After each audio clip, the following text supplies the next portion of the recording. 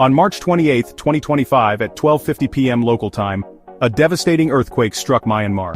The epicenter of the 7.7 magnitude quake was located near the city of Mandalay, the country's second-largest city. It was the most powerful earthquake to hit Myanmar in over a century. The ground shook violently, leaving a trail of destruction in its wake.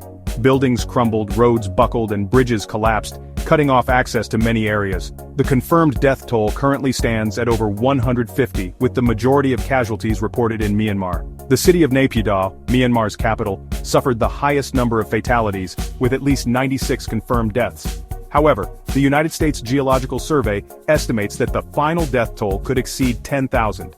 This grim prediction underscores the devastating power of the earthquake and the potential for further loss of life.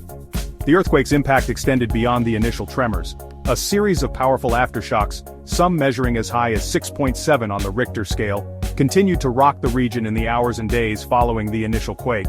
These aftershocks caused further damage to already weakened structures and hampered rescue efforts. The ongoing seismic activity has also heightened fears among the survivors, who are struggling to cope with the trauma and uncertainty. The earthquake's impact was felt far beyond Myanmar's borders. Neighboring Thailand experienced significant tremors, causing panic and damage in several areas. In Bangkok, the country's capital, a 33-story building under construction near the bustling Chatuchak market collapsed. Over 100 people were trapped inside the rubble, highlighting the devastating consequences of the disaster.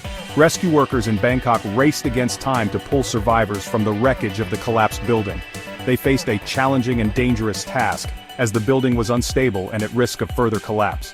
The death toll from this single incident in Bangkok has reached 10, with fears that this number could rise. The collapse of the building has also raised concerns about the structural integrity of other buildings in the city, particularly those under construction.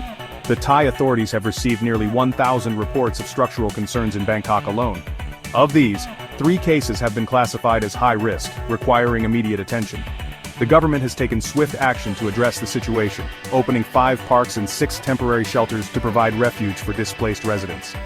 The earthquake has served as a stark reminder of the importance of building codes and disaster preparedness, even in countries not located directly on major fault lines.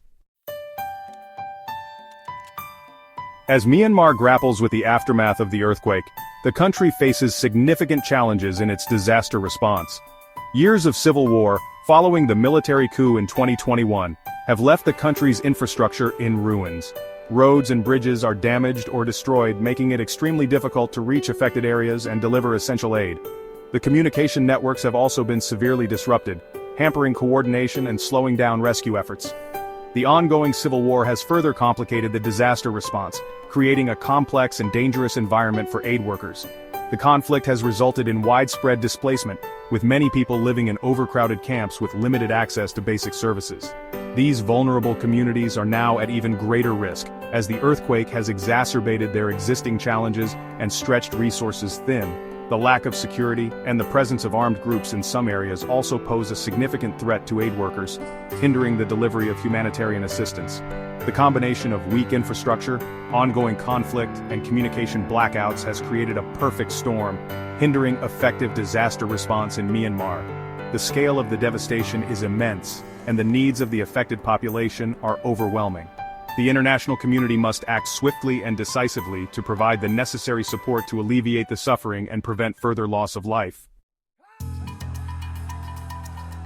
In a rare move, Myanmar's military leader, Min Aung Hlaing, has appealed for international assistance in the wake of the devastating earthquake. This unusual plea for help from a regime often resistant to outside involvement signifies the severity of the situation and the urgent need for support. The international community has responded with pledges of aid and assistance. India has been among the first to respond, pledging immediate support and dispatching aid to Myanmar. The United States has also expressed its readiness to assist through USAID, the U.S. government's humanitarian aid agency. Aid organizations such as UNICEF, World Vision Myanmar, Médecins Sans Frontières, Amnesty International, the International Rescue Committee, the World Health Organization, and the Red Cross are mobilizing resources and expertise to support the relief efforts. However, navigating the complex political landscape and overcoming logistical challenges remain significant hurdles for international aid groups. The ongoing conflict and the presence of armed groups in some areas pose security risks and complicate the delivery of aid. Despite these challenges, the international community must remain committed to providing the necessary support to help the people of Myanmar rebuild their lives after this devastating disaster.